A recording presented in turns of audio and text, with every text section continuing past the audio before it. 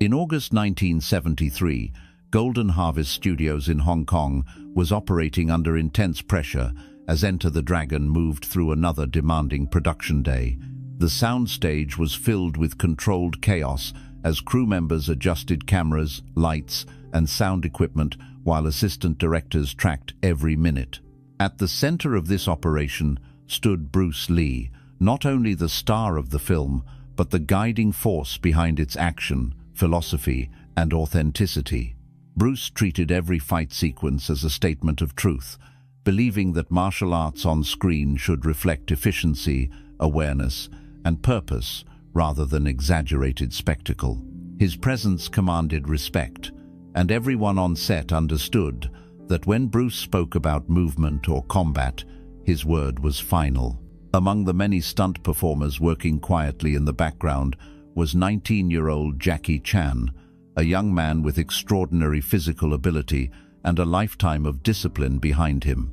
Jackie had been trained at the Peking Opera School, an environment known for its harsh methods, strict routines, and relentless repetition. From a very young age, he had learned acrobatics, timing, balance, and endurance through daily pain and pressure, shaping his body into something capable of movements most people could not even imagine. He knew how to fall without injury, how to flip through the air with control, and how to make difficult movements look effortless on camera. And because of this background, he carried a deep belief in the value of what he could do. However, life on the Enter the Dragon set was not rewarding in the way Jackie had imagined. Day after day, he was asked to repeat the same falls, take the same hits, and perform background fights with no recognition, no praise, and no sense of importance. The concrete floor was unforgiving, and every repeated take added new bruises to his body. While Jackie worked silently through this physical punishment, he watched Bruce Lee command the set with absolute authority. Bruce's instructions were followed without question. His opinions shaped every fight scene, and even the director waited for his approval before moving forward. To a young man full of ambition, this contrast was difficult to ignore. As the days passed, Jackie's frustrations slowly blended with his youthful confidence. He began to measure himself against Bruce Lee, not in experience or understanding, but in visible ability. Jackie noticed that his own movements were bigger, higher, and more dramatic, filled with flips, jumps, and acrobatics that naturally drew attention. In his mind, cinema was about spectacle, and spectacle was what audiences remembered. Bruce's movements, by comparison, seemed simpler, more direct, and less theatrical. And without the wisdom to understand what truly mattered, Jackie started to believe that simplicity meant limitation. This belief did not come from malice or disrespect, but from inexperience. Jackie had mastered performance, but he had not yet mastered perspective.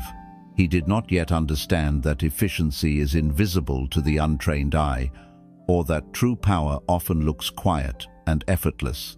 The more he watched Bruce Lee work, the more Jackie felt unseen, unappreciated, and restrained. And slowly, without realizing it, pride took root. That pride whispered to him that being impressive on camera was more important than being effective in reality, and it waited patiently for the moment when emotion would override judgment. That moment was coming, and when it arrived, Jackie would learn the difference between looking powerful and actually being powerful.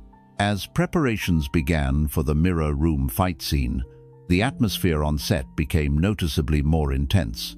This sequence was one of the most complex in the entire film, requiring absolute precision in choreography, timing, and camera placement.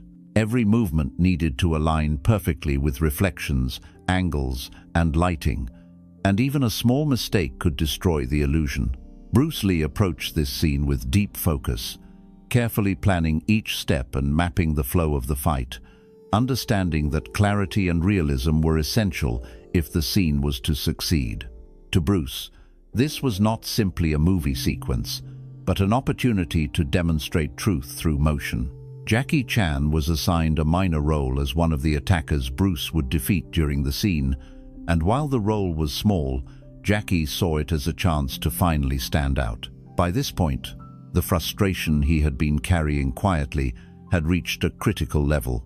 He had spent weeks enduring pain and repetition without recognition, and now he believed that if he could add something spectacular to the scene, something visually unforgettable, it might finally prove his worth. During a brief pause in filming, Jackie gathered his courage and approached Bruce respectfully, addressing him as Sifu, and explained that he had ideas involving acrobatic movements that could make the fight more exciting for the audience. Bruce listened without interruption and invited Jackie to demonstrate what he had in mind. Jackie performed a series of flips, spins, and jumping techniques with precision and confidence, showing the full range of his athletic ability. The movements were clean, fast, and impressive, and several members of the crew could not help but notice the skill on display. When Jackie finished, he felt a surge of confidence, believing that he had finally shown something valuable.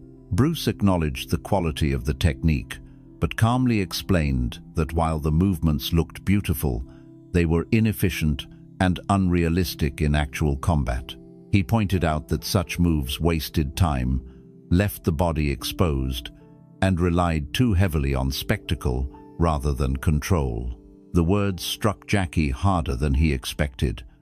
In that moment, years of discipline and effort felt dismissed, and the frustration he had been suppressing surfaced without warning. Surrounded by crew members and already emotionally charged, Jackie allowed pride to take control of his response. He suggested that while Bruce's approach might be superior for real fighting, his own acrobatic style was better suited for movies because it was more impressive and exciting to watch. The moment the words left his mouth, the energy on set shifted. Conversations stopped, work paused, and eyes turned toward them as everyone realized that a young stuntman had openly challenged Bruce Lee's philosophy in front of the entire crew. Jackie immediately sensed that he had made a mistake, but pride would not allow him to retreat. Backing down now would mean losing face, and in the rigid hierarchy of the film industry, that loss could follow him for years. Bruce did not react with anger or humiliation, but instead set down his notes and stepped closer, his calm presence carrying more weight than any raised voice could have. When Bruce asked Jackie if he truly believed he was better, the question was not aggressive, but it was direct, and it forced Jackie to confront his belief in front of everyone. In that moment, the challenge was no longer theoretical, and the consequences of unchecked ego were about to become very real. Bruce Lee did not raise his voice, did not show anger, and did not attempt to embarrass Jackie Chan in front of the crew. Instead, he responded in the way a true master always does, by allowing reality to speak for itself. After Jackie finished demonstrating his acrobatic techniques and stood confidently, believing he had proven his point, Bruce calmly asked him to show the single move he was most proud of, the one he believed represented his greatest strength. With the entire set watching, Jackie performed again, pushing his body harder, jumping higher, and moving faster, executing a flawless sequence of spins and flips that ended with a powerful stance. The crew murmured with admiration, because what Jackie displayed was genuinely impressive to the eye, and for a brief moment, Jackie believed that visual excellence alone had won the argument. Bruce nodded slowly, acknowledging the beauty of the movement, and then said he would show something in return. What followed did not look dramatic or theatrical, and that was precisely the point. Bruce did not take a running start, did not shift into a fighting pose, and did not prepare himself in any visible way. He simply stood there, relaxed and balanced, and then moved. The movement was so fast and efficient that many of the people watching could not fully process what had happened. One moment, Bruce was standing in front of Jackie, and the next moment he was behind him, with his open palm resting gently on the back of Jackie's neck. There was no force, no aggression, and no attempt to harm, but the meaning of that position was unmistakable to anyone who understood combat. In a real fight, that touch could have been a decisive strike, and Jackie knew it instantly. Bruce stepped away and calmly explained what had just happened, making sure the lesson was clear not only for Jackie, but for everyone watching. He pointed out that Jackie's sequence, while beautiful, took several seconds to complete and required full commitment to a path that could not be changed once it began. During that time, Jackie was airborne, exposed, and unable to defend himself or adapt if something went wrong. Bruce contrasted that with his own movement, which took less than a second, required no wasted energy, and left his opponent with no time to react.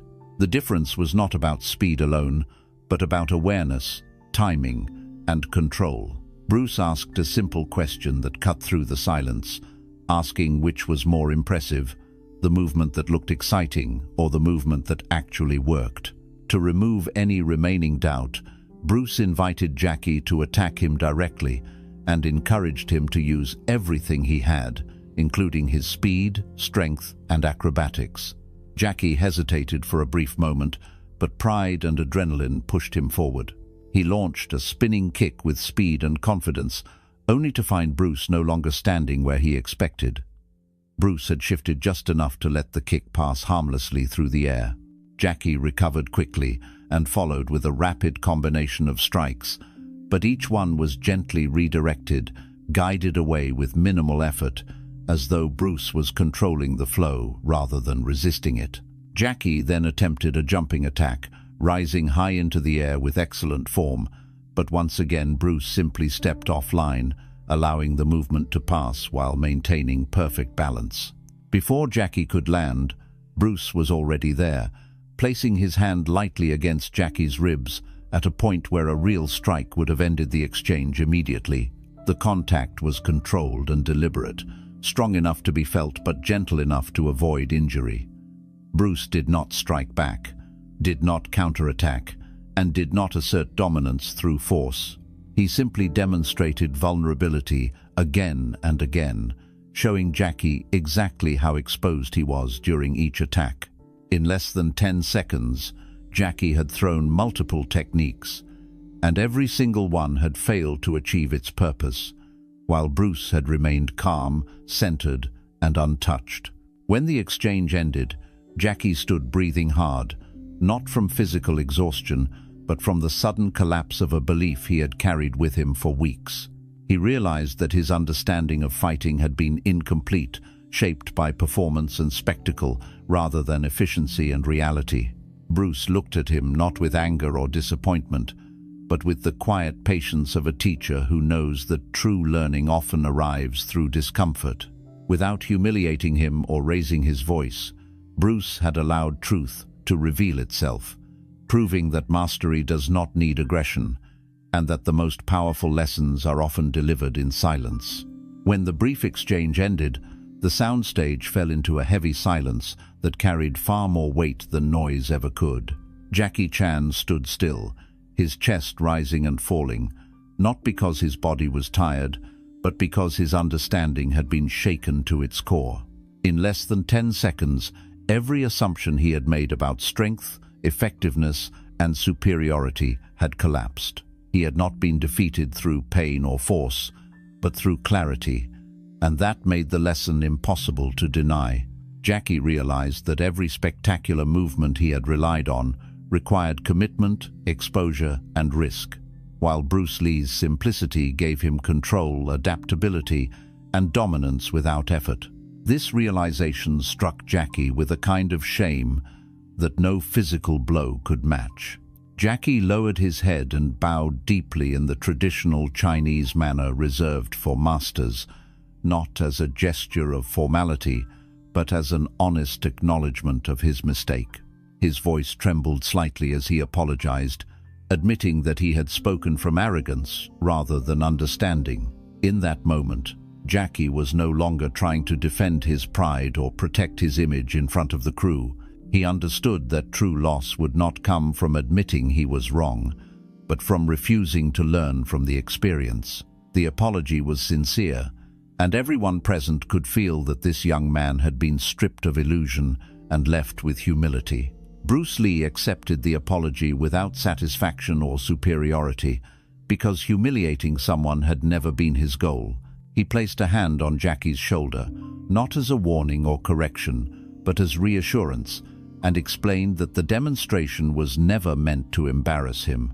Bruce spoke calmly, reminding Jackie and the entire crew that talent alone is meaningless when guided by ego, and that the moment a person believes they are better than others without true understanding, they stop growing. Bruce emphasized that humility is not weakness, but the doorway through which real mastery enters, and that learning can only happen when one is willing to empty their cup of assumptions. Bruce then addressed everyone on set, turning the incident into a lesson that extended far beyond the two men involved. He reminded them that every person present had skills, experience, and training, but that believing oneself complete was the fastest way to stagnation. He pointed out that arrogance often disguises itself as confidence, and that only those who are willing to question themselves remain capable of improvement. Jackie, he said, had made a mistake, but he also showed courage by acknowledging it, and that courage was more valuable than any technique he could perform. Filming resumed soon after, but the energy on set had shifted in a subtle yet lasting way. Jackie returned to his role without ego, performing exactly what was required of him, taking falls when necessary, and working with a new sense of discipline and awareness. He no longer tried to stand out or prove himself through spectacle. Instead, he observed, listened, and absorbed. The hunger to impress had been replaced by the hunger to understand, and that shift marked the true beginning of his transformation. Later that day, after the cameras were turned off and the crew began packing equipment, Jackie approached Bruce once more, this time with no suggestions and no confidence to defend, only a genuine request. He asked Bruce to teach him, not for the sake of the film or career advancement, but for personal growth and understanding. Bruce studied him quietly and saw that the arrogance was gone, replaced by sincerity and readiness. He agreed to train Jackie, making it clear that he would not teach him to become another Bruce Lee, but to become a better version of Jackie Chan, one who combined athletic gifts with true martial understanding. In the short time they trained together before Bruce's death, Jackie absorbed lessons that would shape the rest of his life. He learned about economy of motion, about reading intention instead of reacting to movement, and about the difference between form and function. Bruce, in turn, recognized that Jackie's acrobatics, when guided by awareness and purpose, could become something entirely new, blending effectiveness with entertainment in a way the world had not yet seen. What began as a moment of ego ended as a foundation for growth. Years later, when Jackie Chan became one of the most recognizable figures in global cinema, he often reflected on that day with gratitude rather than resentment. He understood that Bruce Lee had not destroyed his confidence, but refined it, stripping away arrogance while preserving potential. Jackie would later say that the most important lesson he learned was that looking impressive is not the same as being effective, and that true mastery demands humility before skill. The 10 seconds that ended in apology did not weaken him. They rebuilt him, shaping the mindset that allowed him to rise not just as an entertainer, but as a disciplined artist who respected the truth behind movement. The lesson endured because it was simple and universal. No matter how talented a person may be, there is always someone who knows more, sees deeper, and understands better. Growth begins the moment ego steps aside and learning takes its place. Jackie Chan learned that lesson in front of witnesses, under pressure, and without mercy from reality, and it became the quiet cornerstone upon which his entire future was built. What happened on that film set was not simply a moment of conflict between two martial artists, nor was it a public humiliation meant to assert dominance. It was a rare moment where truth was revealed without cruelty, where a master chose teaching over ego, and where a young man learned a lesson that would shape the rest of his life. In less than 10 seconds, Bruce Lee demonstrated something far greater than physical skill. He demonstrated clarity, restraint, and understanding, proving that real power does not need noise, force, or spectacle to be recognized. It reveals itself quietly, efficiently, and unmistakably. For Jackie Chan, that moment became a turning point. His apology was not a sign of weakness, but the first step toward real growth. By letting go of the belief that being impressive was the same as being effective, he opened himself to learning something deeper and more enduring. That humility allowed him to combine his natural athletic gifts with discipline, timing, and awareness, eventually creating a style that was uniquely his own.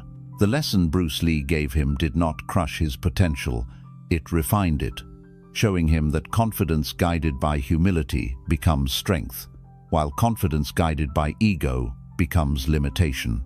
For everyone who witnessed it, and for those who hear the story years later, the meaning remains the same. Talent alone is never enough. Skill without understanding leads to arrogance, and arrogance closes the door to improvement. True mastery begins when a person accepts that there is always more to learn, more to refine, and more to understand. Bruce Lee embodied this truth not just through words, but through action, choosing demonstration over argument and wisdom over dominance. This story endures because it reflects a universal principle that applies far beyond martial arts or cinema. In any field, whether it is work, relationships, creativity, or personal growth, the difference between success and stagnation often comes down to humility. Those who chase attention focus on appearance, while those who chase truth focus on effectiveness. The quiet discipline to improve oneself, to question assumptions, and to learn from discomfort is what separates those who fade from those who endure. In the end, the lesson is simple but unforgiving. Looking powerful is easy. Being powerful requires honesty, and the moment a person is willing to empty their cup,